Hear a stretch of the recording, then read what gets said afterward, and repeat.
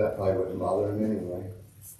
No, that's just the beginning of a future issue that we're probably going to run into down the road.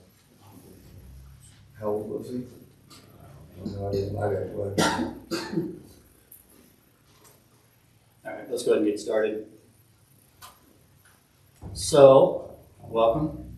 We've all been talking a lot digitally. It's nice to finally get everybody together. Sorry for the time it's taken, 90 days of gathering as much intel as I possibly could, doing as much recon. John, you and I have been kind of buddy for quite some time now. So Yeah. I think we're ready to kind of start talking about some issues and some things that we can kind of divide and conquer and start working on. But before that, I want to kind of do a quick roundtable, give some quick introductions and, passions, your expertise, things of that sort. So I'll start. I'm David Bowden. My background is technology and security, primarily cybersecurity, computer forensics, and investigations. Been in the business for 20 plus years. I'm also hands-on keyboard guy too. So go for it. I'm Michael Cobb. I live on Spring Lake. I've been here for about 5 years. I'm retired and love it. Awesome. John Irvin. I've been here since 2018. Have about 30 years of IT support experience. Currently own a company called CCI Networking, who provides the technology support for the office here at the current time. I'm just here to stay interested and stay involved. Thank you. Scott Clark here with the security meeting with Dave. Been here 31 years. Do whatever I can do. Awesome. Jason Koob, been here about 8 or 10 years. I mostly do airports electronic security, so here to help wherever I can. Awesome. Dan Oslinski, I've been here 30 some years. Background is in access control, security surveillance, design, implementation, servicing. Worked for a company, Financial Network, for 12 years, maintained 3 data facilities, 2 in St. Louis, 1 in Arizona. A lot of physical security because we handled a lot of information from some of the largest banks. So pretty much from soup to nuts, if it's out there, I've touched it, installed it, designed it, and maintained it. And now I'm retired. So the saga continues. Outstanding. So we've got an outstanding pool of expertise and skill sets here. I'm kind of excited. The next thing I want to kind of bring up, what do you guys feel is an appropriate cadence for us to kind of touch base? I know we've got some projects we're going to run through, just talk about briefly. I will share all the documentation, and then we can kind of bounce ideas on prioritization and how we can or should divide and conquer and what goes on with it. So what do you think about a cadence going forward? Once a month would be okay. I mean, I think we need to see the list to see if it needs to be more frequent than that.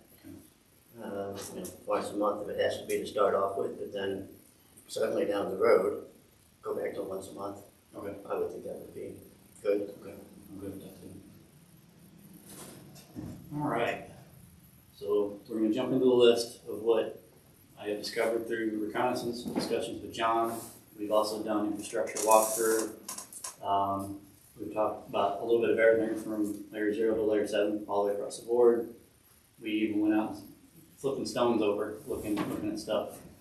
So whatever else that we want to add to the list and we can talk about, let's do that this evening as well. So John and I looked at the network infrastructure from edge to switch. We talked about it might be a good idea to update the edge firewall using the current Utangle firewall as an HA backup for that. We also talked about maybe creating an ability to have centralized storage, maybe using an Ubiquiti NAS or something that we can throw in the rack where all the data is stored. That would alleviate some other problems too with some of the storage limitations that we're at with some of the video.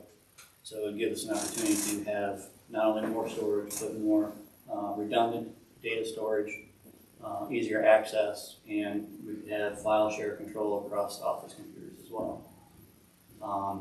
Along with that, we also talked about it might be a good idea to have a Active Directory domain structure as well, so that we have the proper role-based access control for users, computers, even systems. And there's a level of accountability there, right? Plus, a lot of this stuff makes it easier for the folks behind us. So we're not going to be here forever. So whatever we do now, we make it as simple and documented as such, so that we can pass and transfer that information to the folks behind us.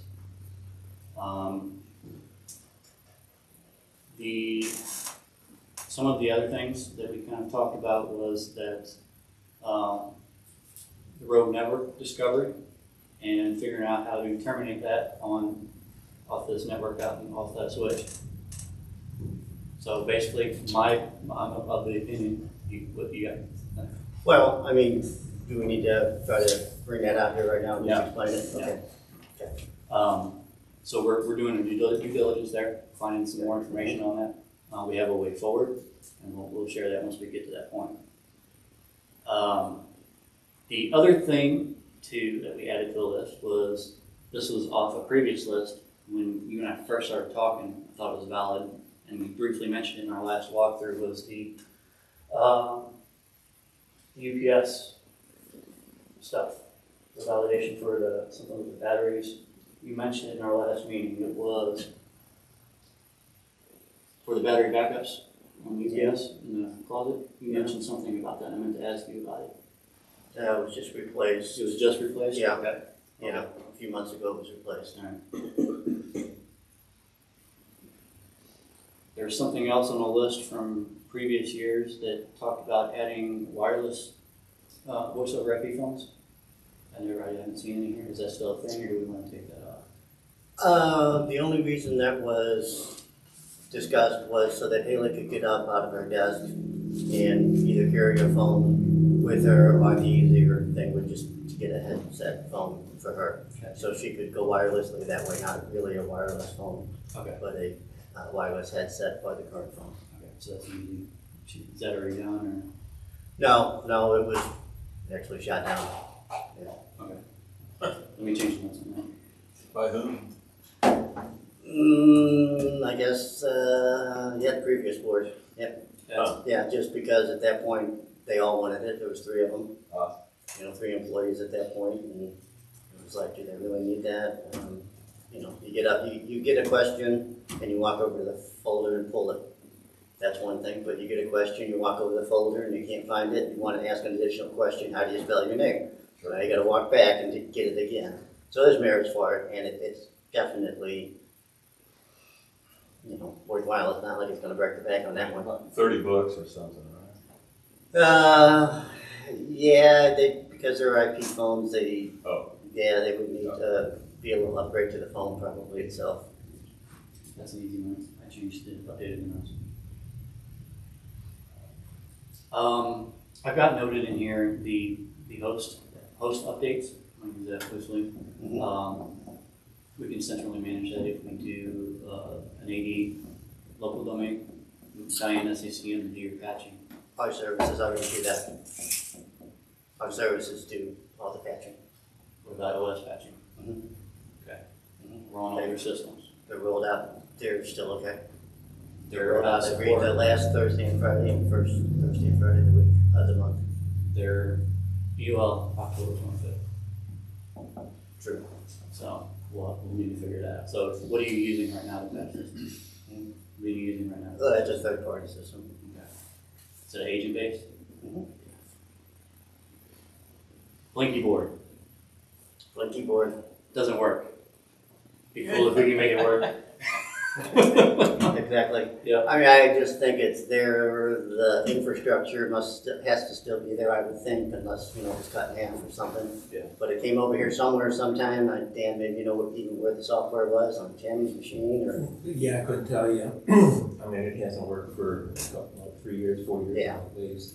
Yeah, but I mean, it seems like if there was something of interest, look, that would be a project down the road, I would think, to see what better board, bigger, can we afford to do, and then just bring it back in and just set it up, because I would just. there's like a to see wire it there. work. Yeah, I don't know why it doesn't work, I don't know anybody even ever looked at it or anything, it just, maybe it's a storm fuse that blew or something, and maybe it's turned off, I don't know. I really think it's turned off. Yeah. It started I off? really think it's turned off. Okay, well then maybe we should flick the switch. Let's see. I'll tell you later why, but I do believe it's just turned off. Alright. Well, it's on the list. I wanna see it blink again. The communications, that's the reason why I'm bringing it up as part of the technology list. I work to reduce the amount of tools being used. I have a CPM partnered up on that. Tomorrow they're going to start sending out the communications to the community so that everything's going through digital, SMS, things of that sort. I only thought it relevant to bring it up with this cruise because there was a crap ton of tools that were being used and we just reduced it down to a handful. So that's the only reason why I brought that up. Since you brought up CPM, they're establishing and maintaining databases and stuff like that. Do we maintain ownership of that? If we get another contractor and CPM is gone, is all of our data out the door as well? So right now, as far as I can tell, the only thing we have is a database of Reach owner information, which is stuff that they pulled in. They have a document repo of things that they've gotten from us. That's the extent of my knowledge. At one point in time, I thought that they were supposed to do, there was a data dump from, I'm probably going to City be and wrong, village. City and Village that they had, but we don't manage that database. Now, if you're talking about some other databases that we have here, we've got some QuickBooks databases, we've got, I'm having a brain fart, there's another one. But like the ACC and all the rules and stuff and covenants and everything, they're maintaining them and everything? They're supposed to be, according to Kent, I think they're doing ACC. Right. Well, is there a provision for us to maintain? I think we retain ownership. Okay. I think the contract is that we retain ownership. Okay. I would be surprised if not, Okay. because when you're paying for a service like that, you usually retain your data. But a lot of times the contractors feel like, I put time in on this and it wasn't on the contract, and I was like, this is my database. Yeah. I was just curious if Yeah. anybody Oh, knew. good the They question. didn't, yeah, I'm pretty sure we keep access to it, but it can certainly be looked at for sure. Okay. You're gonna know that.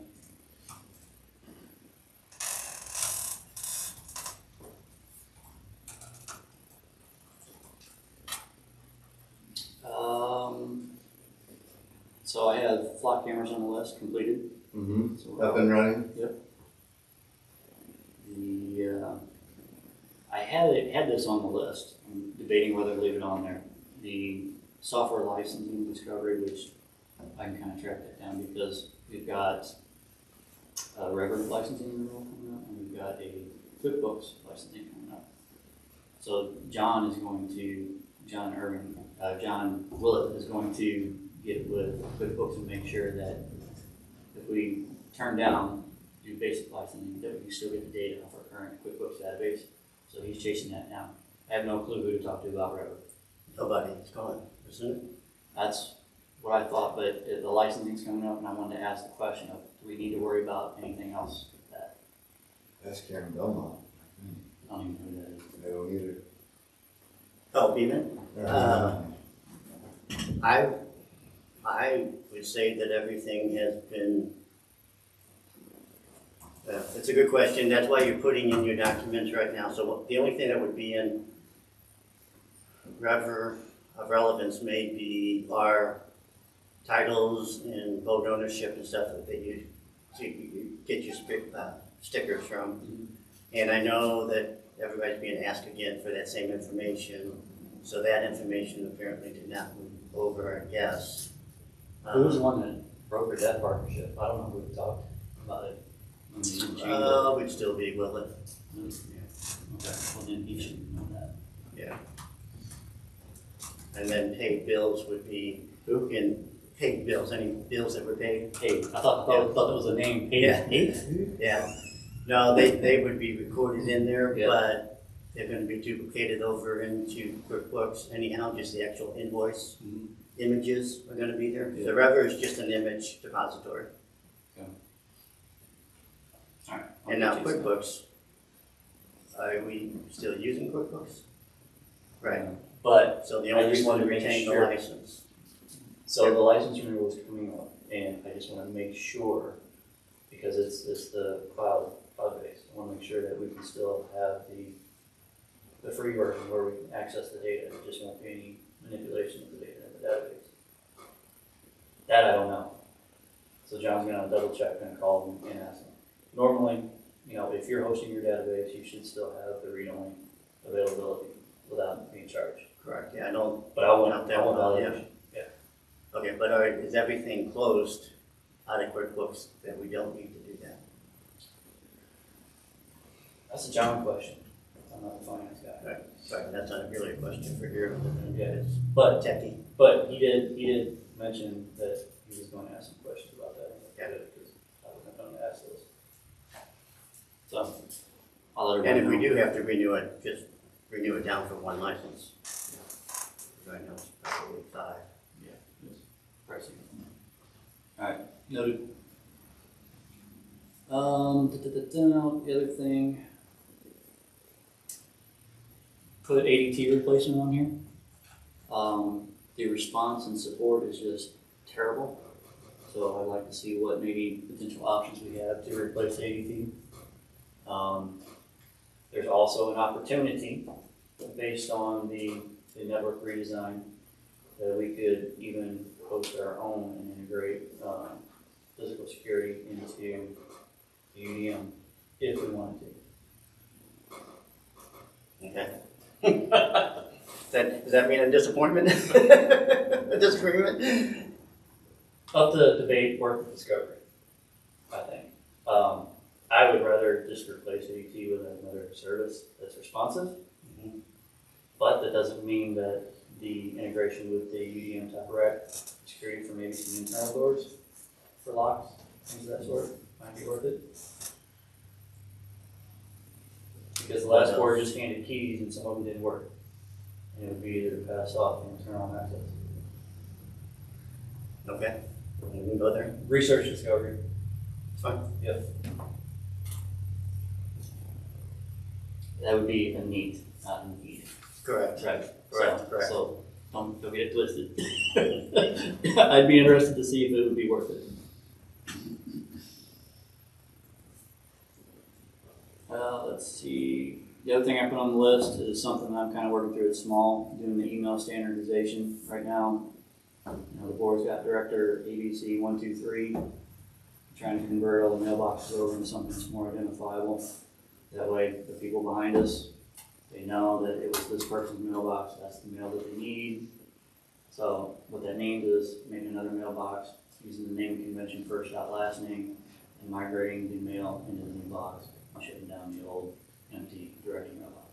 Not a big deal, it makes sense to me. Just put it on the list because it's something from a technology perspective. I never understood that concept. It is so dumb. No, I don't, why would you do first name, last name? Why wouldn't you? Because the first name, last name changes at a whim, where a position stays a position.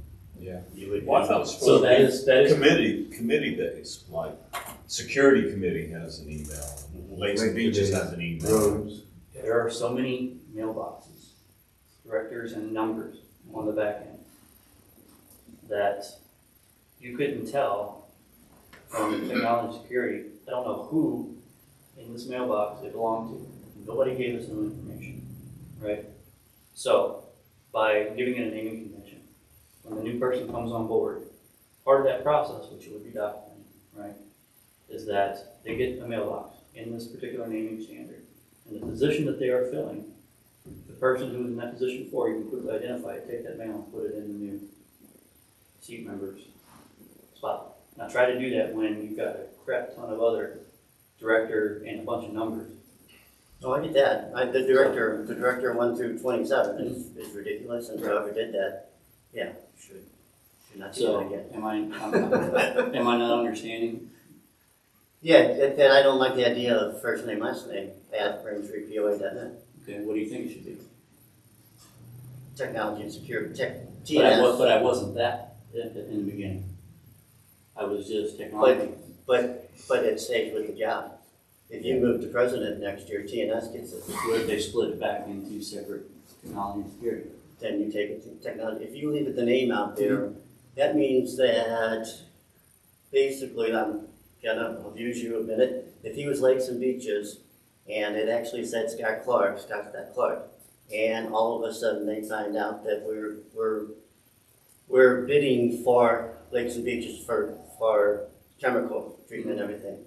Well, that gets out there in the marketing world, and all of a sudden, all these people are pounding in, and they're gonna just start calling the number and say, can I talk to Scott Clark? Can I talk to Scott Clark? Can I talk to Scott Clark? So they're all gonna be pounding in on that name. What's the And- difference? Because even on the website, it's got the director and email, and people want that on there. So it's the same concept. The Well, they director get to do a little digging, where if it's just out there and they get it off a marketing mailer list or whatever, they buy it, basically. They're gonna get individuals' names each time. That's happening with, you're talking about, gotcha. All right, So, and then, yeah, exactly, because let's say now, if it is Scott Clark, and he would move over now to roads, Mhm. then Scott Clark is gonna get all the stuff that the other people were sending to the lake stuff. So all of a sudden, he's on roads, but he's getting all this fish information that he doesn't need anymore. But that person needs it, so that email would stay going to that person. We forward it back and forth now. Like Kenny gets Right. stuff and he'll forward it to me. But it'd be easier if you Oh, didn't yeah, have to do no, that. exactly. Yeah. Hey, Dave, I got an emergency. I gotta go. My dad, he's 94. Grandma can't get him up. Oh, It's my night. I apologize. Good luck, Scott. Yeah, no, it's every day. Thought your way. I go over there 3 times a day. 94 and 95 at home. Sorry about that. Hopefully it's not far. Oh, it ain't 20 minutes. Take care. Yep. so position That's my opinion. I mean, that's just opinion. Seems logical to me.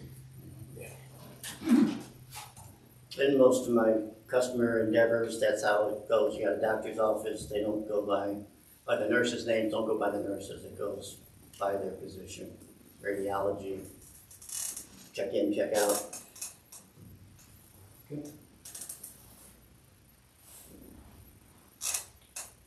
The other thing on the list is the website redesign. Basically, it's just, Nikki did some great work, just increasing functionality, performance. I finished the development domain site, even when the testing thing, it was, a lot of it was there, I just finished it. So nothing really new there. Also put the conferencing and meeting technology. Somebody mentioned that, I can't remember what it was in the meeting, talking about the static mic, screen.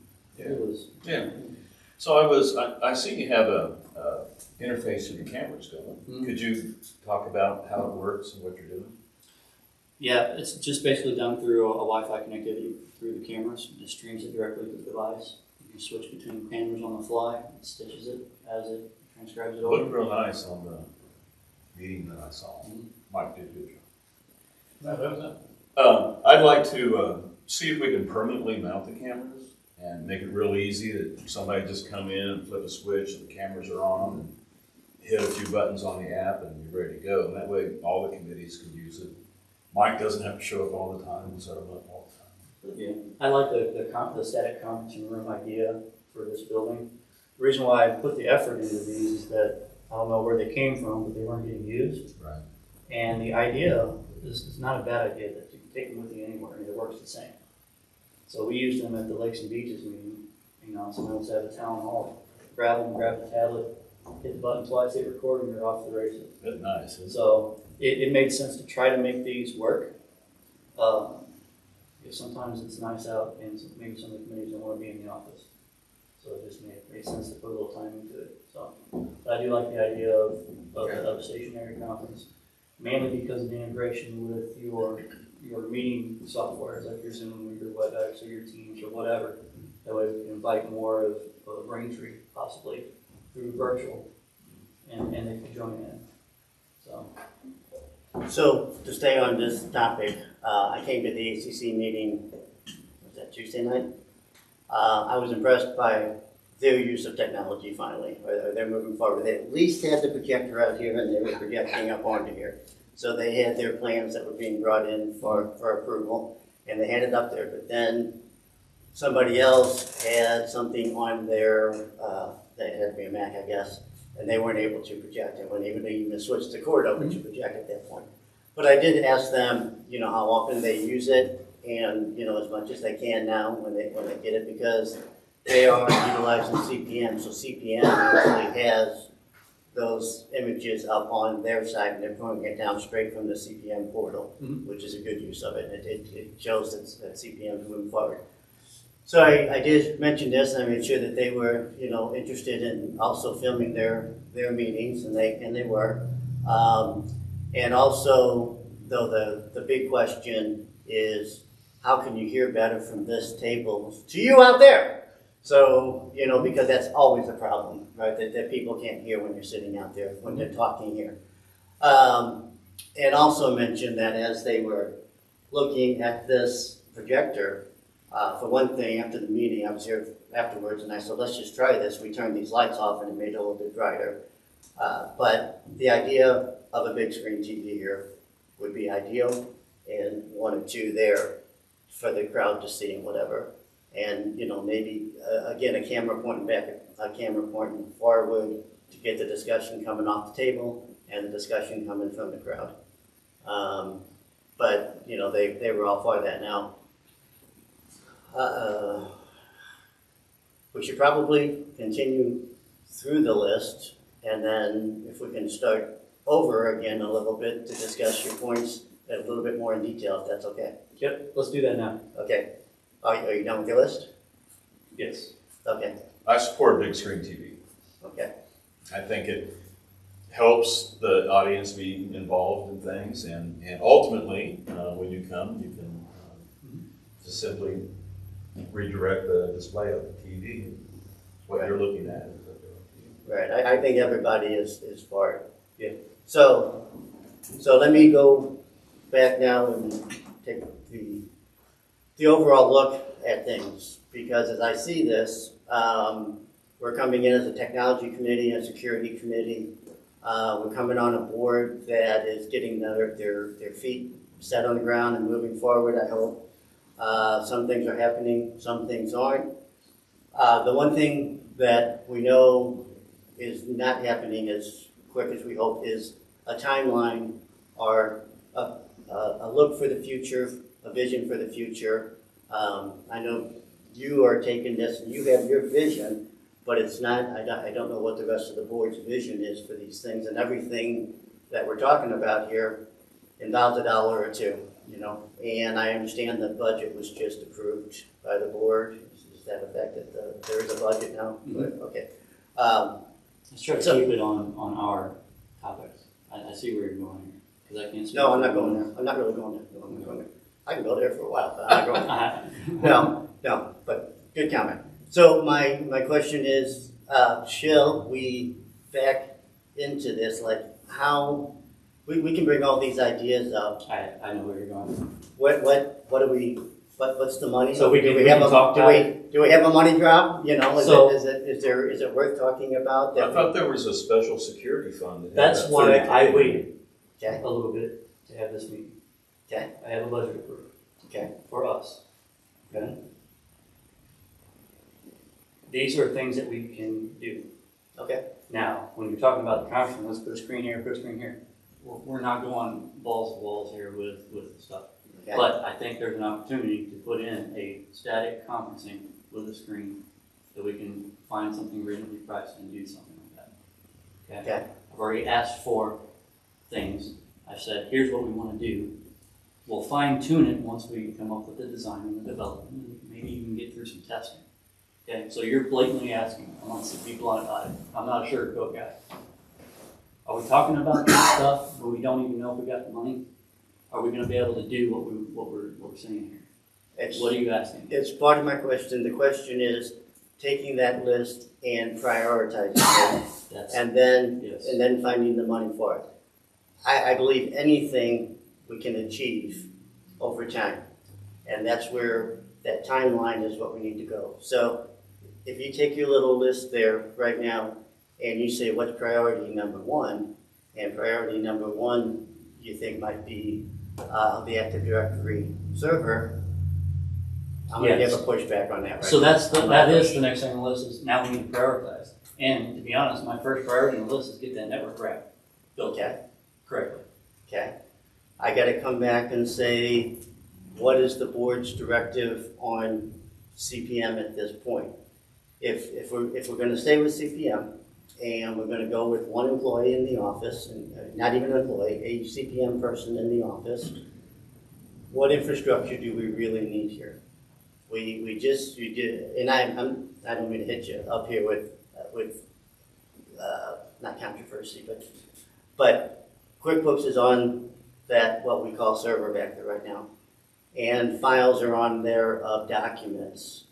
But after that, we just decided that QuickBooks probably isn't being used, but we need to maintain that QuickBooks database, right? For the future, what would we have? Because throwing money at an upgraded file server that is not gonna have much on it may not be worthwhile, and if we only have one computer I attached see to what you're it. saying. And you're kind of contradicting yourself. You're trying to future-proof this, because it's not just us right now. We're not always gonna be here. I don't wanna be here the whole time, right? I wanna put in something future-proof and be able to have it set up in case that CPM ever goes away and there's office staff. Now, to your point, on the storage, yeah, there's some data on whatever that Windows box is that we're calling server. Mhm. But that is also a holistic solution for the camera system that is using a piece of shit NAS that's not even plugged in, and we're on an X day cycle, so it's overwriting. So we need a place to put some of this data where it's centrally stored and can be centrally accessed. So it's not just that, right? So now we're getting into more of the details of that particular topic, why that makes sense. Now, I agree with what your earlier statement was, as a priority in AD, no, that's not number one. Eventually, it would be an easy win, but it's later down the list, so I'm with you. Did I answer your question or not? It's more of a statement, but yeah. It felt like a question because you made a statement. I'm trying to help you understand what my thought was on it. And that's why we're all here, to figure it out and to see if correct. that's the way to go. Yeah, correct, but I just mean that, I guess my feeling is that the list sounds really good. I think we can probably add a couple more things on. But then prioritization is next, Yes. and then that has to flow into some budget number somewhere. So, hey, we can do this year. This gets pushed off to next year's next budget or whatever. Yep. And, it's all got to blend together, basically, which we know that. We all know that. We know that this committee has to blend with the rest of the subdivision. So following back on that, security-wise, so we hit a lot of technology, and I guess I just need to know your function, and we should talk just a little bit more before this meeting, maybe, and that's my fault that I didn't get back to you. But what the structure of the committee meetings are? Are we going to security now? Is that where we kind of went through technology, now we're going to Twice kind you of... stole my thunder. If I could only steal the thunder up there, I'd be all right. So yeah, Okay. there's a small list of things on this list that are security related as well. There's security stuff intermingled in the technology stuff, but that's for us to have discussions as we come up with design and development. Okay. Do you agree? Yeah, You said you had a couple things you wanted to add. Is it technology or is it security? And as far as the format, technology and security, just in that order, or we would flip it if that's what you're asking on that too. Yeah, that's the question. We're gonna discuss everything combined, our first 30 minutes or whatever is technology, second 30 minutes is security. That's what I'm thinking, because we're gonna end up intermingling it. The deeper we get, it's gonna happen. Right? Correct, that's what, yes, happened in the past. So Yeah. that's why it became one group. Yep, Yeah. yep. Do have a question. Okay. I thought there was a special assessment for security, and I thought there was like 30K in the special assessment. There is X amount, John told me that there is remaining in that. And I had discussions with John about is the cost from the flock pulled from that. So I'm still trying to figure that piece out. But to your point, I did just find out that there's some money over there. Yeah, So I that think might be to our advantage. I think the special assessment brought in like 50,000. Yeah. Split in between technology and security. Okay. Um, We worked on and gates. security kind of spent theirs, but there's, well, I'm not gonna speak on why, but I would think there's money there, you know, where does it go? But that's, I think the numbers were. Yep, and I'm trying to get that information for us as well. Yeah. I'm trying on that front as well. Right. All right. From a security perspective, let me pull my notes up here, and then if you guys want me to put stuff on, just tell me. Well, one thing we talked about last year was license plate reader camera for the gates. And the issue is that in the covenants, it says everybody has to register their car and have a sticker. Right? There's never really been any enforcement mechanism to force everybody to have a sticker. Once they get their gate pass, that's it. So security camera, a license plate reader, might actually be able to read the sticker, Braintree sticker, and open the gates that way. If it's good enough for Flock, which we don't get access to the database or any of the information that comes through on Flock at all. But if Flock can work, we should be able to make it work for the gates. What is flock? It's the camera out here on the tripod. The new black post that's right out in the median. Gotcha. And it reads license plates for people coming in. But it's a closed system. My understanding is it's a closed system with the sheriff department. They load the check database, they get the triggers, they do something that we never hear anything about. So, Correct. So the idea of it is that if someone is coming in here and they have a felony or whatever, it would be, and they would flock in and get them. That's the whole flocking purpose of it. With the license plate camera, the technology, the AI on it is still relatively new, so there's a lot of, the camera itself with the database and the AI is held within the camera itself. And it can handle quite a few license plates.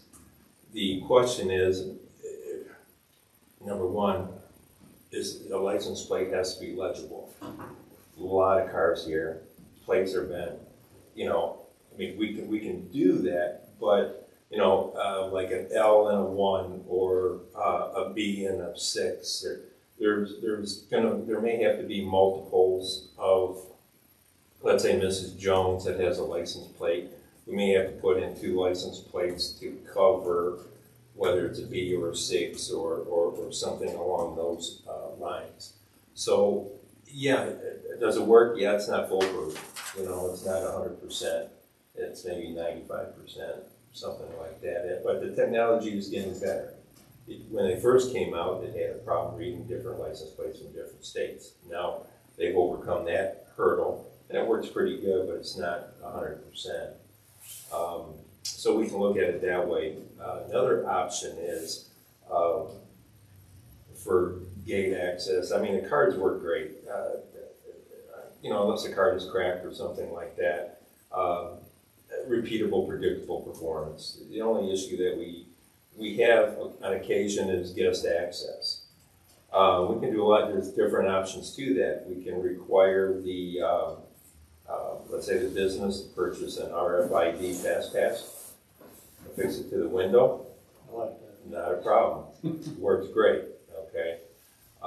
That's option 1. Option 2, LiftMaster, Gatehouse, companies like that offer a virtual keypad where the Raintree sets up the protocol, they set up the files, and then the resident will then call in, request access, we set them up. And then we give the resident the responsibility to issue a number or a UPC code to their guest, where the guest just then has to hold their phone in front of a virtual reader. It reads it and lets them in. And that works. And then we maintain it, so we have various filters. If we start seeing too many cars at the beach or whatever, we have the ability to pull it up, who came through, what car is it, we have the ability to cross-check it, and then we can revoke the resident's authority on that. What I run into is, even at the back gate, that linear system works great, but when I'm working on it, let's say doing something, somebody damages something or whatever, I'll notice that very few of the guests or the businesses that come in actually know the resident's 4-digit number. When the 4-digit number is used, it works great, okay? But a lot of times they don't know the number. A perfect example. That thing is so hard to read, trying to get through that directory. It's just really- Well, yeah, and it's kind of senseless because it's incumbent upon the resident to say, hey, my code is 1, 2, 3, 4. All right. You punch 1, 2, 3, 4, hit the home button, it dials out to the customer. That's Now- another issue too. There's really no instructions there. Well, there People were. know, Yeah. I pasted some there one time, but the sun bleached it all out, so it's not Yeah, there. so maybe. So people enter the 4-digit number and sit there and nothing happens. You gotta push the green button in order to make it go. Right, and. We need a little sign there. To kind of And then we ran, a gentleman was sitting there at the rear gate, I was behind him, and he sat there, nothing happened, so he backed up. And so I backed up, I go, who are you trying to call? He gave me the name, and he goes, yeah, I just tried to call her, and she's on the phone, I text her, she's working, and she's on her phone. Well, if she's on the phone, it's not gonna work, so, and a lot of people don't put the rear gate number into their phone address. So, well, I don't know what 626, whatever it is, but if you put it in as rear gate, now all of a sudden it comes up rear gate, oh, okay. I just right to that guy. Yeah, so I mean, a big part of it. Yeah, well, you know what, the 9 works great on Android phones, but with certain iPhones, and that's indicative of no matter what phone access system that's out there, whether it be Door King, Linear, some of the other ones I don't recall, ZTech. The iPhones do not replicate the 9 tone properly. Especially if the customer is on earbuds, the tone won't come through. It took us a while to figure that out. We're sitting there going, okay, why doesn't it work? I said, well, take your earbuds off, disconnect that. Don't use home Wi-Fi to make your phone call. And once they did that, it started working. So there's a lot of nuances to the iPhone that are out there. So is it a perfect scenario? No, but it's pretty darn good. So I mean, there's other options we can do. The RFID is an option. Going through Lift. Now with LiftMaster, what's nice about LiftMaster is it works directly through LiftMaster, and you have to pay a certain amount for a block of 100 licenses, let's say. It's not very expensive, maybe $2, something like that. And then, of course, that would be a recurring charge to the resident. But then they have 100% control of their guests. So they can issue the guest a UPC code or a 5-digit code, rear gate, front gate, center gate, and then, it solves a lot of problems, because a lot of times people will sit at the gate and sit there. The line is busy, which I heard, they'll sit there until it's not busy. Well, in the meantime, traffic builds up, so it'd be nice if we could send something out again to remind, we probably have some new residents in here that explaining how that function works. Make sure that their guests, that the resident that the guests contact the resident, to let them know that they're on their way, to make sure that the guest knows their 4-digit number. That solves so many problems, you know, so, that's kind of where I'm at, for guest access right now.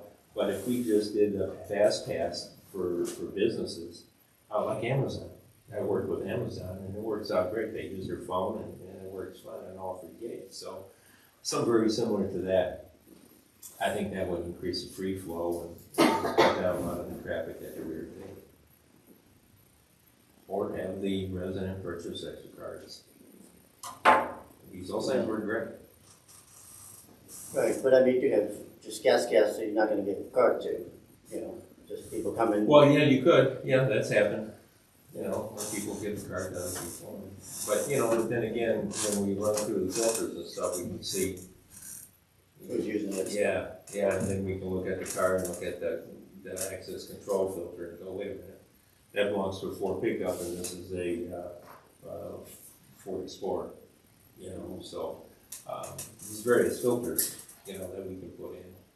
We used to have a gate code where residents had a gate code and it worked great until it got abused. Right. You know, and then we had to track it down and then we had to shut it all down, you know, so. Anyways, that's kind of what. You know my opinion on that one. Yeah. A one and done, you just do a one and done gate code that they can assign themselves, Yeah. it would solve the problem. Well, that guest access would work good, but I just don't know. I mean, if they have a hard enough time with a 4-digit code, how are they gonna be able to issue a UPC code or a, you know what I mean? No, I just mean you're gonna log into a portal somewhere and you're gonna get a code, you're gonna get a Yeah. 5-digit code, Yeah. whatever, and that's gonna be used once. As soon as they're in, it's Well, deprecated.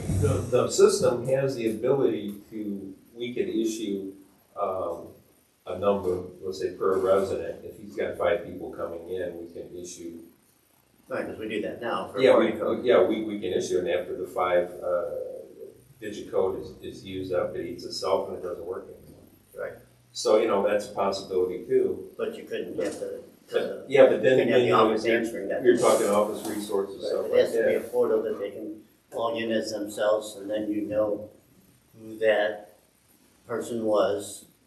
So it's gonna record that I requested a code, they gave me this code, it was used once at this time, Right. and, you know, if you have a problem, I don't know why you would have a problem, but if you have a problem, you can go back to the camera and see that time, and be on it. And that would put the responsibility back on the resident where it belongs. And it's an option. I mean, the systems are out there, especially in Florida and California, that it's working. But again, you know, once it's set up, it's not hard. And then if there's an issue, then it requires us to go in here, look at the event buffer and find out, okay, who's abusing it? Oh, okay, it belongs to Mrs. Jones, and then we can shut her down. So I mean, that's kind of where I'm at right now. I like the fast pass idea.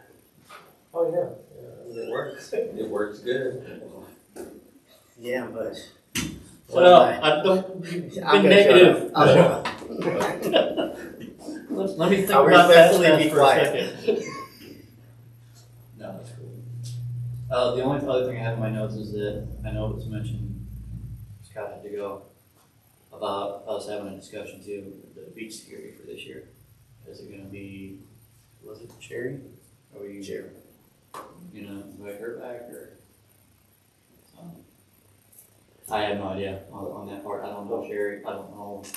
We used to hire Jefferson County when I was on the security. We used to hire, I would hire Jefferson County, and I had so many block hours that I can purchase from them. And then I would stagger the schedule like from 10 to 2. And then we had a gentleman at the beach that we hired, and then I would always parallel Jefferson County on call for 8 hours, and I staggered it when the gentleman at the beach was working. That way, if he ever had a problem, you know, whatever it could be, we would just call up the sheriff, and the sheriff was there within a minute or less. And that worked out real well, you know. Plus, and then I had so many days, block days, and I would stagger them through the week, you know, definitely Fridays, you know, and stuff like that. And then they would come through from 10 to 2, because that's where most of the crap happens, between that time. And that worked out real well, so I don't know what happened. How long ago was that? Oh, God, 8 years ago, maybe? I'm guessing, time flies. Yeah. But, yeah, then, you know, it was, you know, at that time, I forgot what the payment rate was, $45 an hour for Jefferson County, but I got a sheriff in a car, and it worked out great, you know. And then he traveled They would travel around, not yeah, be the 40 sitting down miles there. too, yeah, no, he didn't sit down there. Yeah. But, and that always worked out, it'd be nice to bring that back again, if possible. For sure. This is about 8 years ago.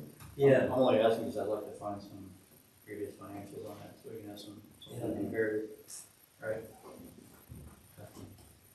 Because I know years, now this is going back 15, 20 years ago, Sam Wells and I, we sat down with the Jefferson County Sheriff, and we worked out a program that at that time, if we were to increase assessments by 100, I think it was 150, 60 bucks a year, we can hire our own police, a brand new car and a sheriff, and then within a year, hire a second one, and then in the second year, we would hire a third.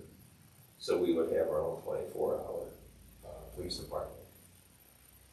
But, so we went through, and that was voted down, but. So a police department or like an offshoot of the sheriff's No, department? yeah, the actual sheriff, the actual police, yeah.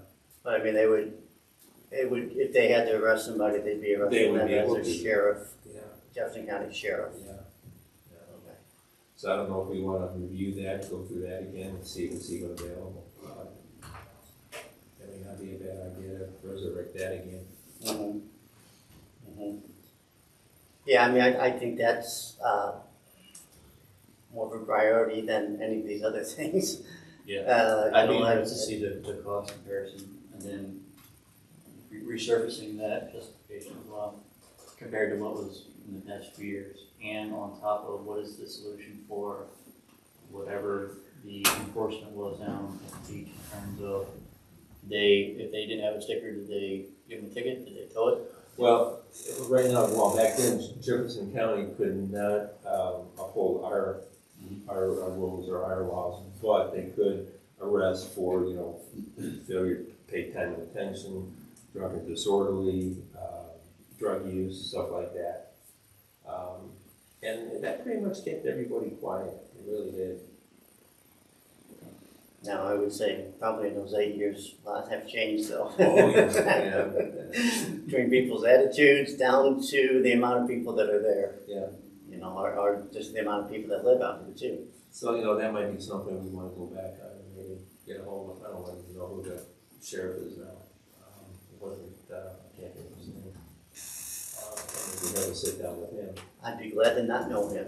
No. That means you don't know him very often. You don't see him very often, stay away. So when I said I mean that should be a priority is the whole security idea for this summer. That gets decided pretty quickly here. Yeah, because the summer, like I say, the summer, you know, we didn't have it really in the winter time. Because Right. of that, very few things happened back then. Do you remember what your annual cost was back then? Oh, man, I couldn't. I think it would. Yeah, I can go through the. Yeah, we can go back through the older, there should be a building that, I would assume we would keep records for that long. It'd be under Jefferson County Sheriff's Department, so we go to the file, so we can bring it up. Put it in.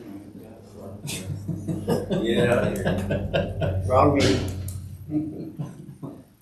Yeah, because I think it was like at least three.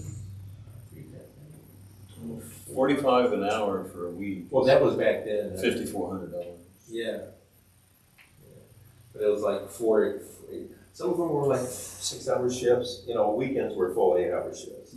But like from 10 to 2, you know, 2 days a week and then the weekend, so.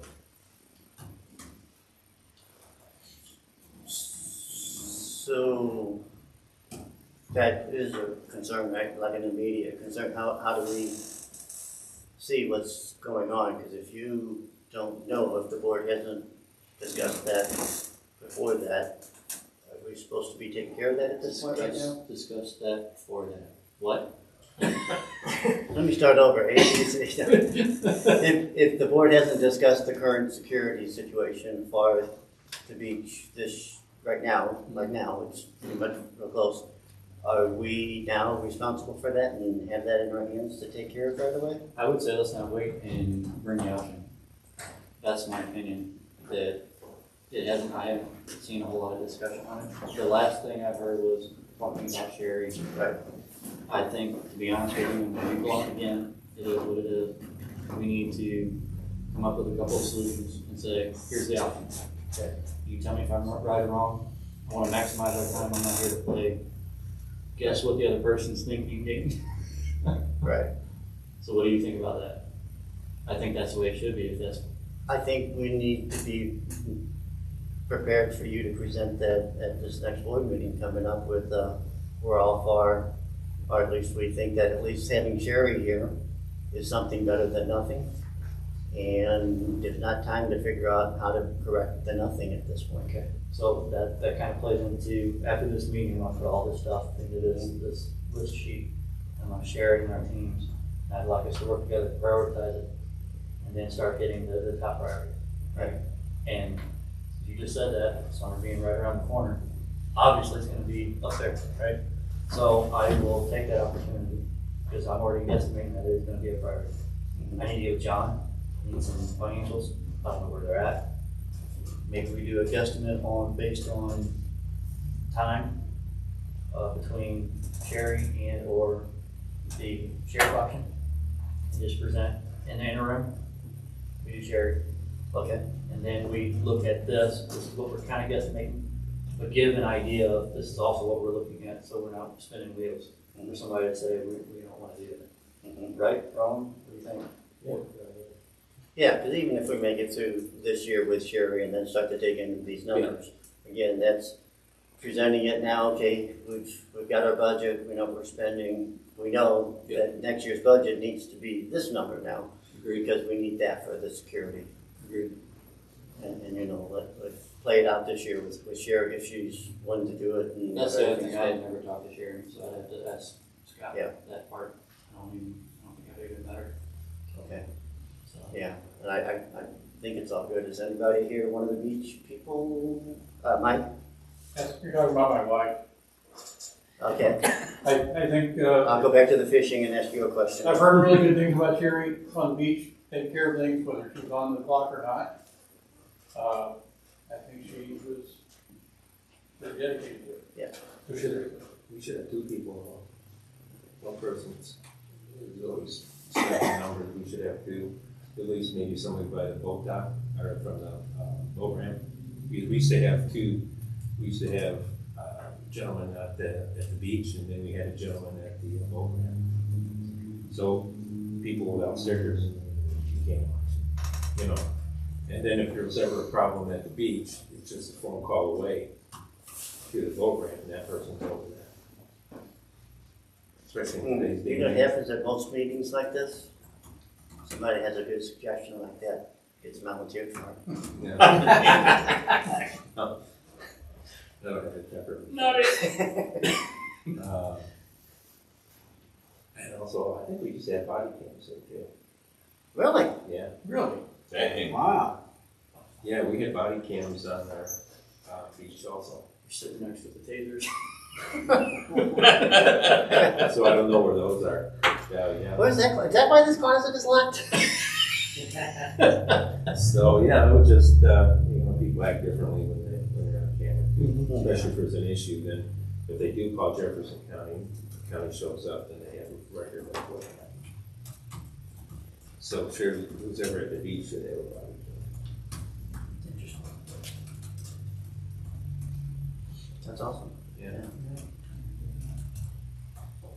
That's the very first I've ever heard of that one. Yeah, it was pretty smooth back then. I mean, we had our issues, but then once Jefferson County came in, we had the beach covered, the boat ramp covered, and very few problems. Except for a drunk lady that flew over the upper parking lot into onto the beach. That was something. Ouch. Yeah. Noted. Okay, we're moving forward. Yep.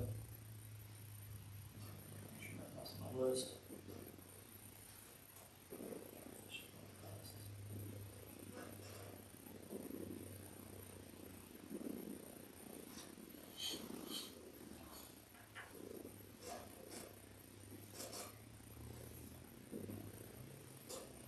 We had talked to you and kind of just talked before we started going with the new camera somewhere. Oh, they want to put another camera down at the beach, even though we have a PTZ there that is on tour. Yeah. So I forgot how many points it has. I think 12 points. They want another one, just a fixed camera, just watching the parking lot. Okay. Just the middle parking lot, not the hill. Not the hill, no, just because everything happens down at the beach, down at the beach parking lot. So we had two there, and then the network event was already up, network up there. So I could put another line in there, it should handle the power for the POE, and that transmitter will then bounce it off the water tower and shoot it up column. Noted. Anything else we want to add on the prioritization sheet? Covered my stuff, all the stuff that we've talked about. I don't think so at this point. I think just figuring out what comes next.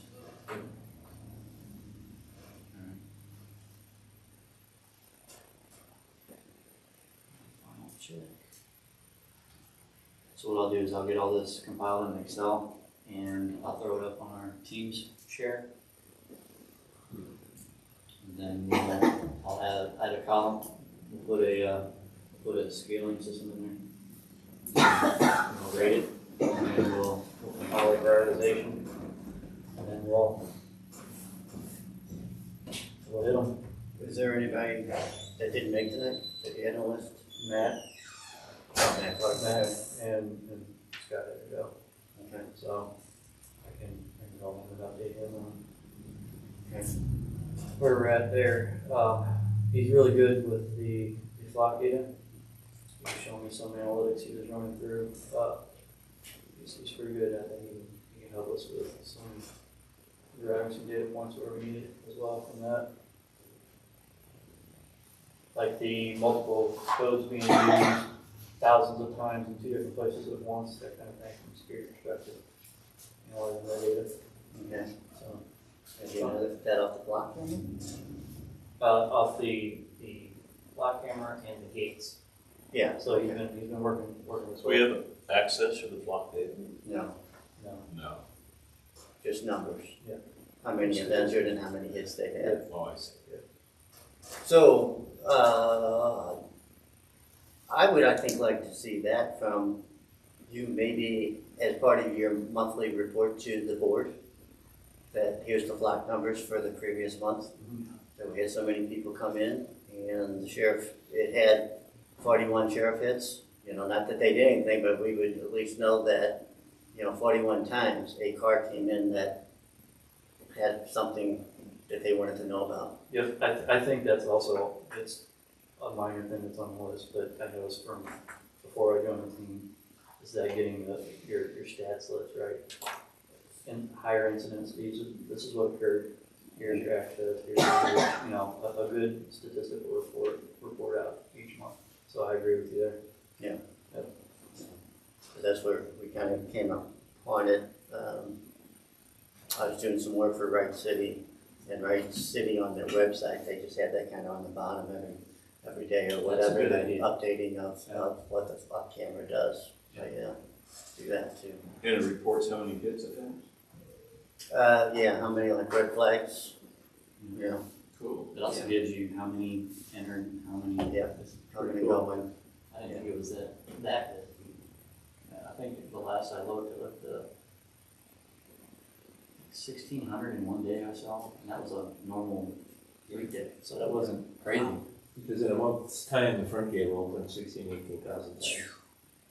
The rear gate is about 14,000, and the center gate is probably around 9 to 10. Say that also, those kind of stats I think would be interesting for people just to know so that they understand that, you better be pretty happy about the gates even working because they get a lot of work. It's a lot of grease and all Yeah, that. run them over. Is there a way to more easily attach the arms on that thing instead of, do the bolts actually break when somebody knocks it down? Definitely no. No. I've never Can we just It's do some plastic. Velcro and wrap around it so that anybody can get out and put the arm back on? Zip ties. Well, it kind of defeats the purpose. No, there's plastic nuts on those And they break. barriers. And when a car runs through them, whether it, what do you call it, tailgates another car, when they hit the gate, to keep the gate from breaking, the plastic nuts strip, and then the bolts come out and the gate falls down. But you gotta have more nuts to fix it. Well, yeah, but then again, I think we used to, whenever they let me know that a gate. But a good wrap of Velcro Well, then. will release and anybody can get out there. Well, then you got the put the gate kids, back on. but then you got the kids there, Get in that way too. Yeah. that's true. Oh, I Yeah, see. take All steps. right. I don't think deviously enough. See if it's busted. That's right. You If gotta it's- have a devious mind. Did you understand what that is? If the gate gets busted, then what we used to do is, I used to pull a video. Yeah. Get the license plate number, make model of the vehicle, if it was in it. But in the meantime, the arm's gotta get back on. Yeah. But usually in the morning, when we had maintenance will take care of it, or one of my half dozen people would come back. Okay. Would put it back up. Okay. Cool. Anything else you guys want me to put on the list? Big list. Food and drinks at the meetings. I failed. You fell on that. I did, I failed. Bring your own. All right, we can now open it up. Sure. Is it possible to ask questions from, I don't want to disrupt what your flow. Yeah, we're opening up. It's Yeah. okay to ask questions? Yeah. Okay, good. So I have two questions that are related. And I think this gentleman, Dan. They have to be positive questions. Well, they're going to be positive for me, depending on the answer. So, I think, me, just like the other half of the population in the world, has an Apple phone. And I didn't have any problems with the service gate for a long time. And then I started having problems with doing the 9 thing, and I think, but one thing you said, two things happened. One, I got hearing aids, which is no different than earbuds. Okay, so I've kind of concluded that might be part of it, but you said if you're not on Wi-Fi calling, that could possibly remedy the situation. Yeah, a lot of people, what they'll do is they'll connect through Bluetooth to their router at their house. Yeah, And then they can make calls that way, but when it does that way, in many software versions of iPhone, it doesn't generate a download. What I've been told from people that have had this problem with is it eventually just goes straight to my voicemail. They can hear it calling my voicemail. Right. So that might be a solution, and I appreciate the information on that. The other thing is I have a project that's going on that's not an ACC project. There's some gentleman coming out to the house to do some fixing of some things of the house over probably a 2-week period of time. And most of the time I intend to be here, so if they get stuck, they get stuck. But is there a way, I heard you talking about gate codes and people abused it, which and so you had to kill it. I get it, because people are going to abuse privileges, right? But is there any way in your all system where I could get a temporary code for a period of time? Like I know you can get guest codes for holidays and things like that, which I've never tried to get. But is there a way? And if I need to be referred to someone and take this up at another time, I don't want to waste everybody's time here. But I'd like to know if there's a way that I can get. Yes. Yeah. You can, I hear no and I hear yes. you can buy a guest code, temporary guest code. A temporary guest code. You can buy 2 party codes throughout the year. So you could burn one of them for this particular project if you wanted How to. long is that good for, John? You have to check with Haley. I think it's only, yeah. See, I always heard that those Only were just one day. like for a weekend or something like that, so this is. We had roofers, and so I had it for Wednesday through Friday because Yeah. I pushed back a day because of weather. Okay, well, part of the solution could be but I have 2 guest codes for a, I mean, one of the reasons we come out here is so to get away from people, so I'm not gonna have. I can't get guests, but I appreciate your comments and we'll get them in here one way or the other. It'd just be easier if I could find a way, if there was a way to think about, if you had an ACC project, then you can get a code for your contractor, but if it's a project that doesn't require ACC, then there's a sticking point there. Well, there's a couple ways you can do that. Of course, then, you can get him a card. Yeah, thought about that. Okay, that's option one. The system, the KeyScan system, has the ability to issue you a 5-digit number within a certain parameter of time. Mm-hmm. So let's say from April 1st to April 5th, they can put it in the schedule and it'll work. Now, whether the board or the powers that be elect to do that, because otherwise then there's going to have a bunch of people, but that's, unfortunately, I wish, people would be, okay, hey, look, I got a roofer coming in for 2 weeks, I need the code, because I don't know how many times you see the guys at the back gate trying to call somebody, and I'm sitting there going, why not just give them a code? It's not going to take them 2 weeks to put a roof on, Right. so give them a code for a wait, and then have it eat itself after that, so the system can do it. And that's, I guess, I don't know whose call that Who would would be. I see and what would I ask for? They're not gonna do that. Yeah, I've already They been don't told do that that. it ain't gonna happen, but I appreciate Right. your Because effort. we've even had the situation where the same company sent 2 trucks and just for talking to us.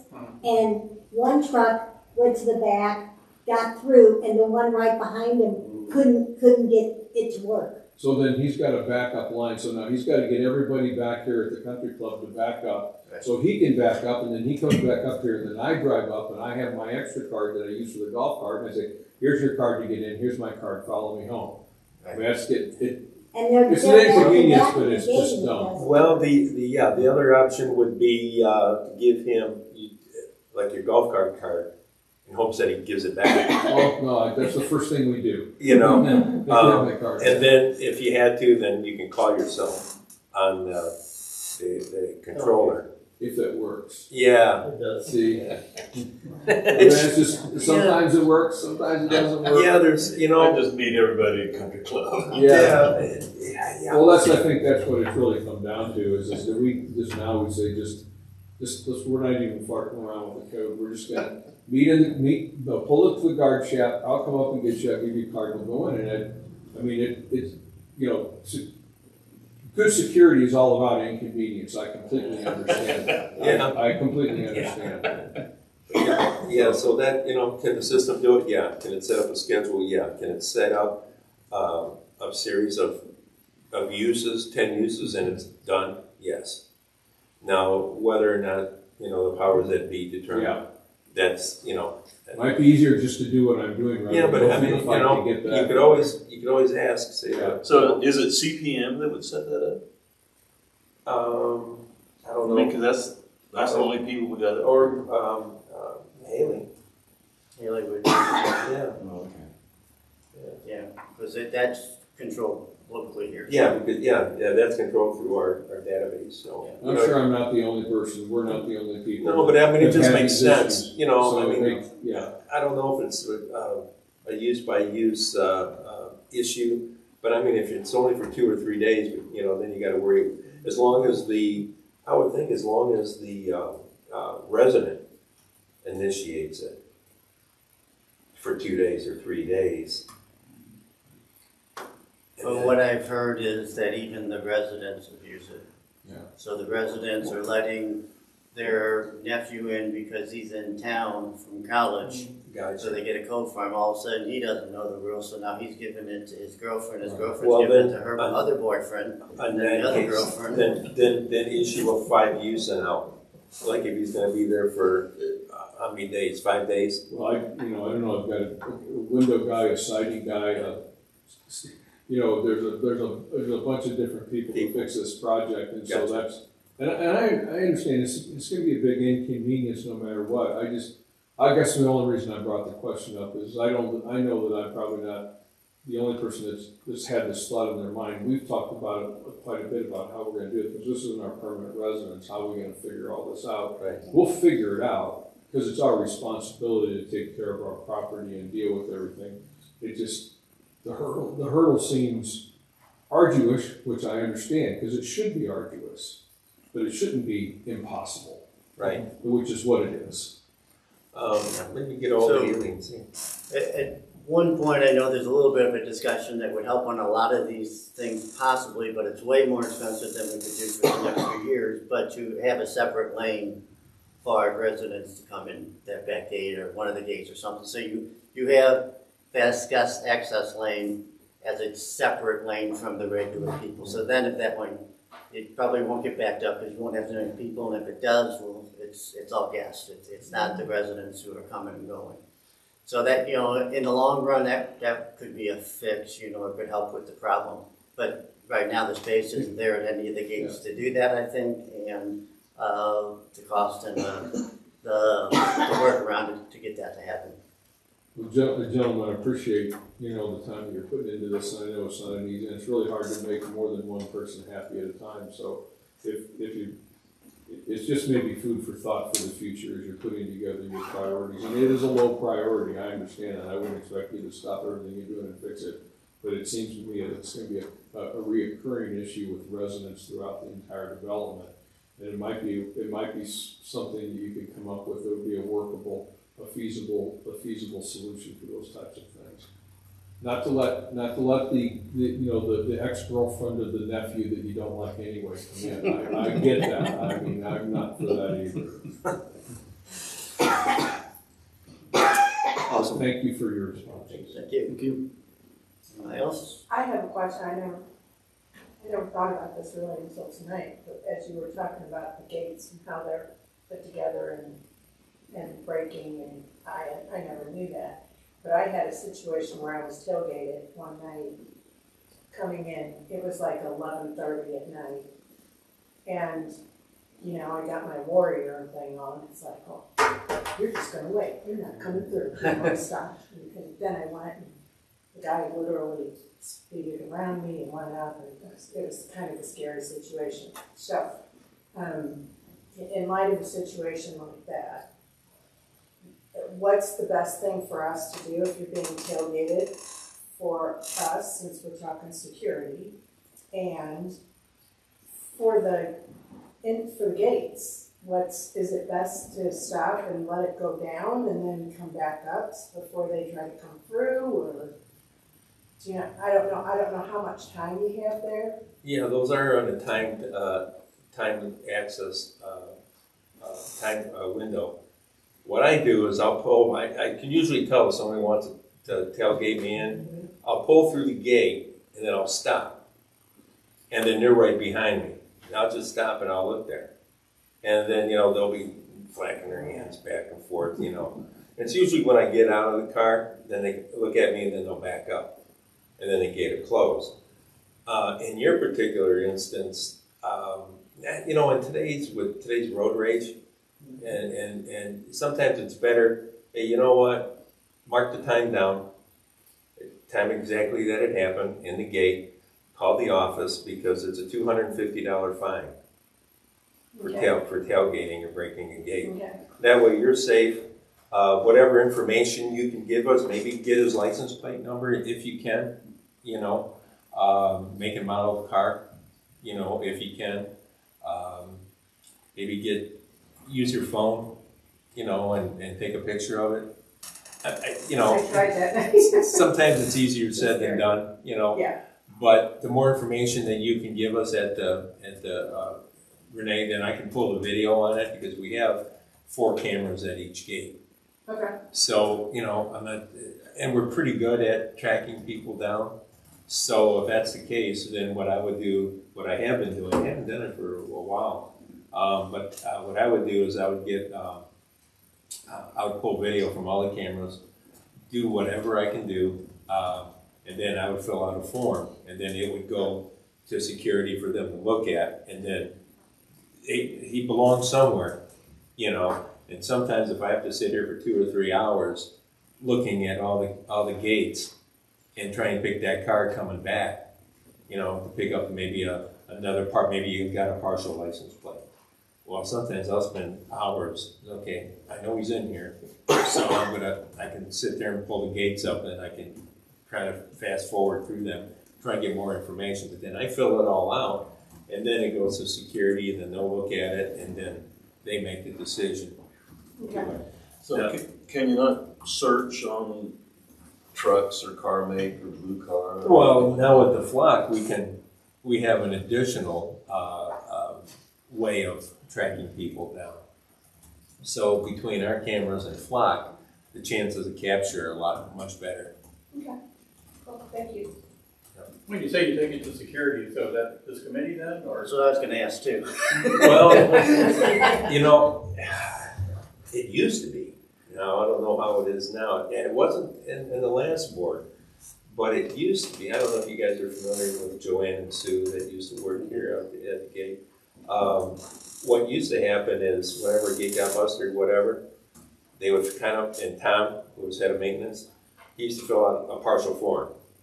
And then they would call me. And then I would come out there and I would verify, I pull all the video, create a file for it.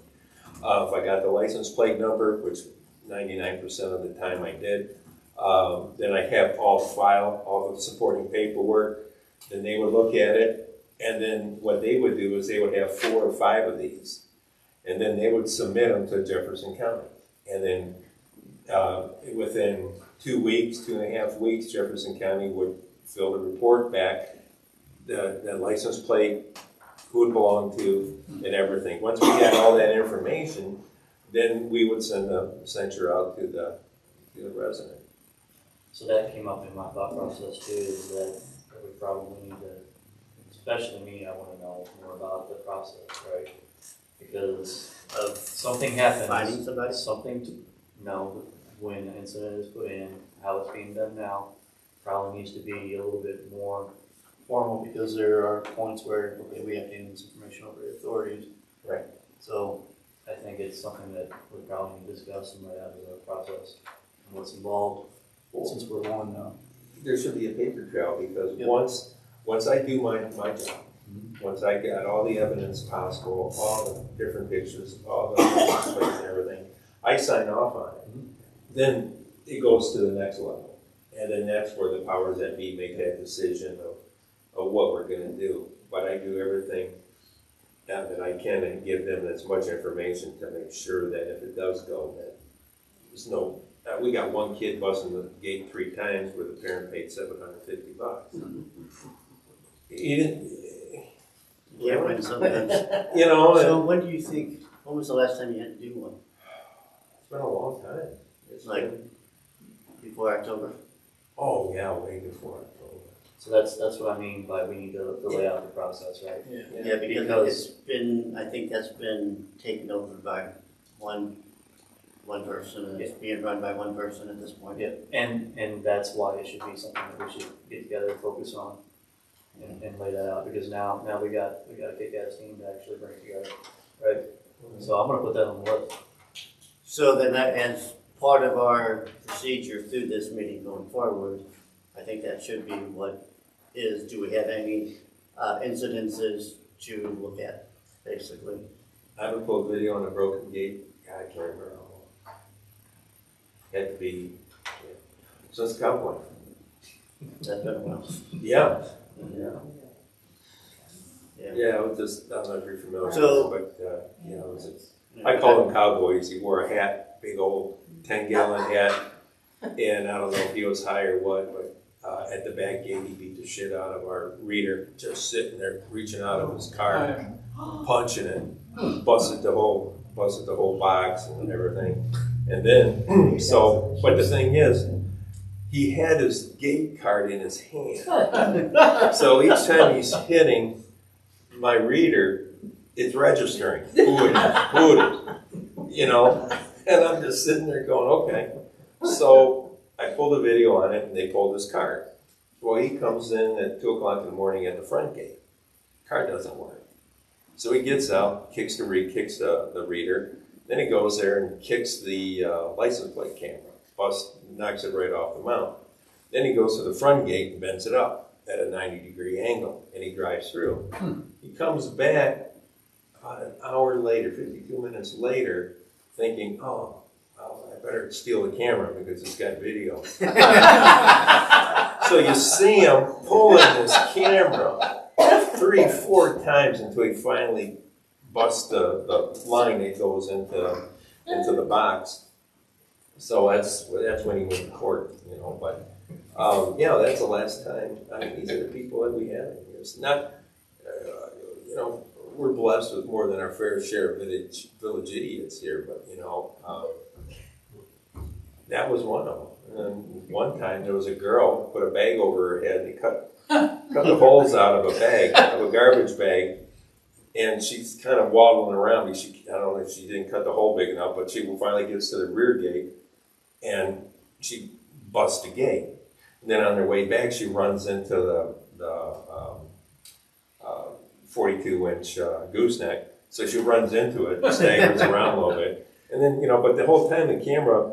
I have her on video, but then I can see with the other camera, the car was sitting in the country club parking lot.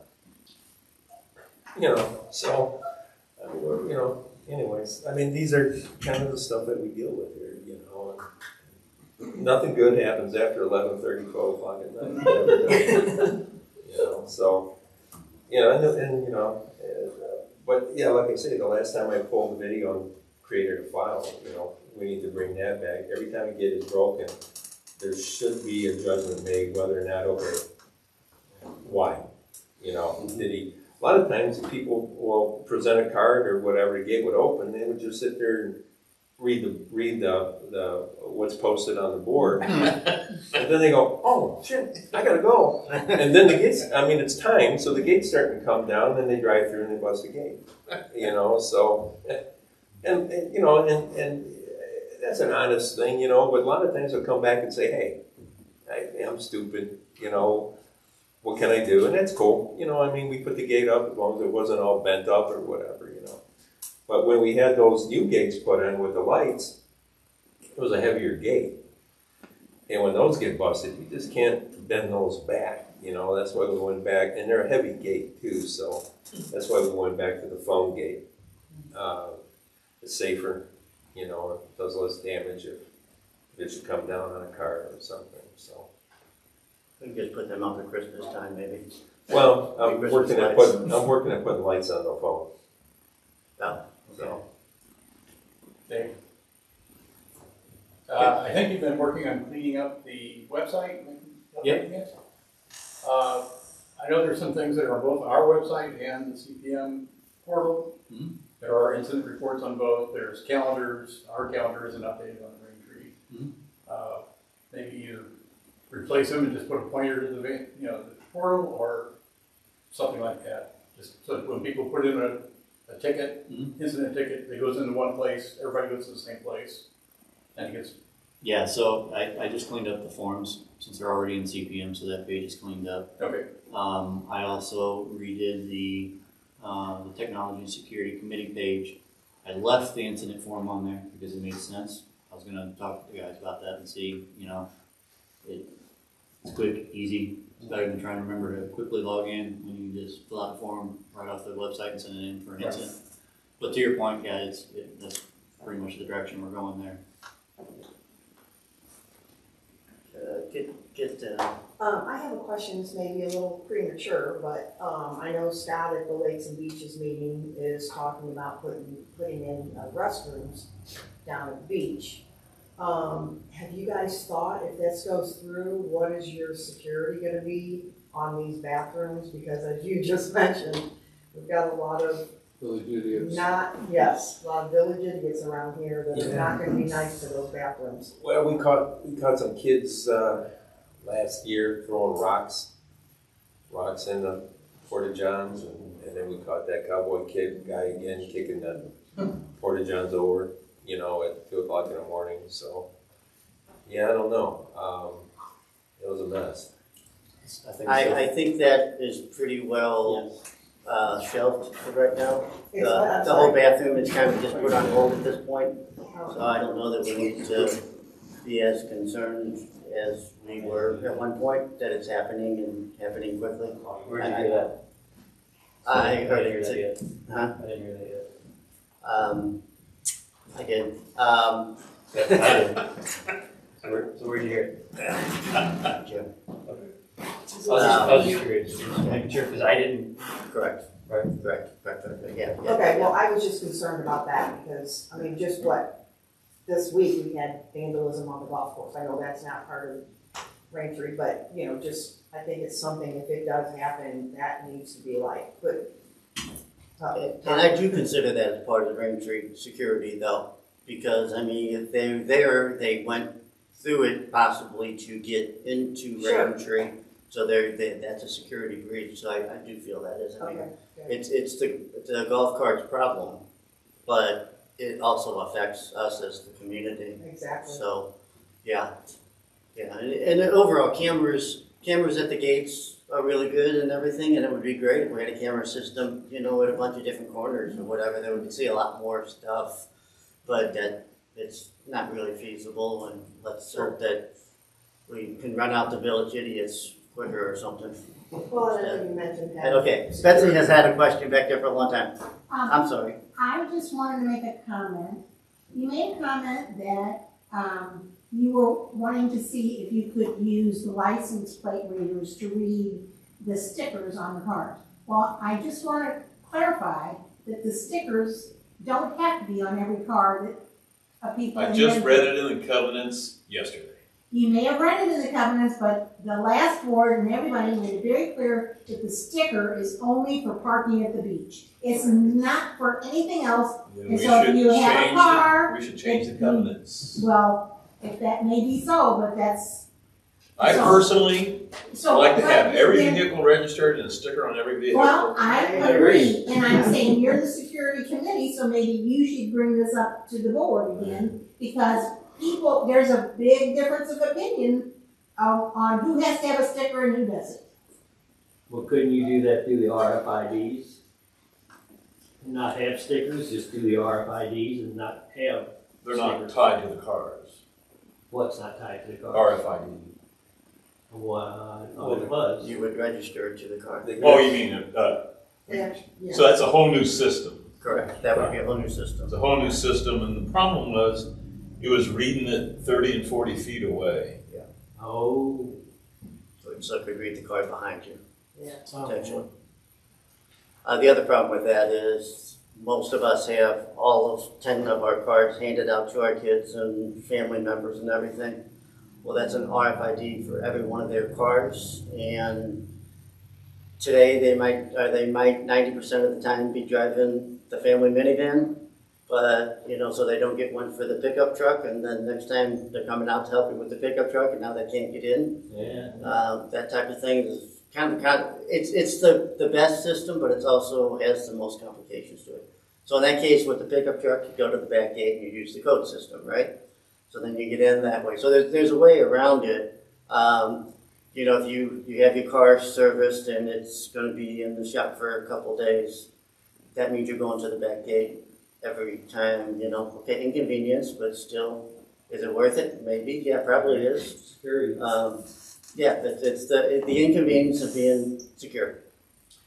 But back to the stickers, I think Lakes and Beaches was just looking for some money, and that looked like an easy thing to do, to raise the sticker fee and have it only for the beach and everything, but it's really not consistent with the covenants. It isn't, perhaps, but that is what the board has been saying. It's not enforceable. With a license plate reader, it would be. I think there's a discussion for this level and the level up as to what you want to do with stickers. I think an identification sticker for the car is a good idea, and a probably free or $1 a year or something like that. Right. Where a parking sticker for the beach can be more. That's a privilege. That's something you want to park down there. You don't want to park 20 feet further up. Or I don't know why the beach has to have preferred parking. Just first come, first served. Yeah. Why would you, if you park on the beach, okay, you need a sticker, but if you park up farther up the hill, you still need a sticker? You need a hang tag or a sticker if you're along the guardrail. If you're across the road in the grass and gravel, I don't think you. Guardrail, you have to have a still need- sticker. I'm sorry? On the guardrail side, you have to have a sticker. Yeah. Guardrails, oh, this year you have to have a sticker. Okay. And everywhere else you have to have a sticker or a hang tag. What if you're not, what if you're just over in the park? And you're not swimming? Yeah. You're not on the beach, you're not hanging out at the beach, but you're parked up the hill, let's say you're in your park, you're on the pavilion. The pavilion, okay, yes. You still need a sticker. I think I believe anytime you're on POA property, you're supposed to have a sticker. That's correct. Yeah, that's the way to say it. If you're on POA owned property, so not private property, anybody's house, you're okay, but if you're on POA common ground property, you need to have a sticker or a hang tag. That would include even the boat launch over on Spring Lake as well. If you're going Really? kayaking, you're gonna do some fishing or whatever, right? Yeah, Just clarifying. yeah. Well, having a sticker is also good because if you're walking or whatever, you identify that the cars in Ringtree are Ringtree cars. Versus somebody who may have tailgated in and is fishing at the lake, he may park there. If he doesn't have a sticker, then chances are he don't belong there. Or he could be a workman working off of somewhere, so I would opt to have every car have a sticker. That way we all know who belongs and who don't. Right, Just they the just can't problem be is- tied to the beach cost. They just can't, they No. have to have a separation. It just identifies you as a property or property owner. And the other one is a beach access parking, which probably should just at that point be hang tags and be done with it. Oh, yeah. Just Because put most your of hang the tag up people there. in there aren't buying stickers anymore, because they don't go to the Correct. beach. Yeah, I don't, I might buy one, but that's it, yeah. I bought it for the golf cart, Well, yeah, it's a golf cart one car, and a hang tag. So I'm covered if we have extra people, we either shuttle them down there with the one car and the hang tag, and you make it work. But, correct, I mean, it doesn't identify the car. Identifying the car is one thing, and people wouldn't buy them, they're not gonna buy them because it is not enforceable. If you're in here and you're driving around, who's gonna stop you? I mean, who's gonna walk up to you and say, you ought to have a sticker, and I'm gonna say, okay, I don't, I'll get it tomorrow, and move on, hopefully. Or you can get some people that'll say, mind your own business. But if they were just given out, then I think people would do it. They would put it on their car. And don't have to get all wound up about whether it's taped on there. People don't like doing that scratching and stuff. As long as it's on your dashboard or something, Well, they know that you're identified. Well, when we were doing the beach, what we would do is the beach guard would have a little pad just like that, and then we would download on there each tag in the car that it's supposed to go to. So those tags had to be stuck onto the windshield, otherwise, I didn't take this tag out That's here. true, yeah. So. I'll take that back. I didn't say that. No. And that worked out well because we found out that, sometimes 2 or 3 cars on any weekend, the tag didn't match the car. Yeah. So, we would download that to the pad too, so. That So- way you can go through and check. Completely outside of this meeting and everything, and we probably need to start to wrap it up, but if anybody else notices, Stand Firm 33 years ago, you seem to have had a lot better grip back then, Yes. and you had the technology. You had a pad 8 years ago. That's pretty good technology for, as we say, Jefferson County village idiots, you know? Well, no, I mean, that's the way I set it up, you know, that way we had control. We did, you know. And then, if it didn't belong, then, the guard at the beach would call the towing company, and the towing company would come tow the car away. You know, so, I mean, tow a couple cars, and all of a sudden the word gets out, everybody's kind of follows the program. But yeah, it was pretty good. I mean, it wasn't perfect, but it was damn good. Had something going. Yeah. Sounds like we got the right team. That's what I say. Pretty good team. Hey, thank you. Teamwork. Makes the dream work. I like your communication between all of you also. Yes. Very Thank you. nice. Anybody have any other questions before we wrap this thing up? Cool. All right. Thank you all. Thank you. Thank you.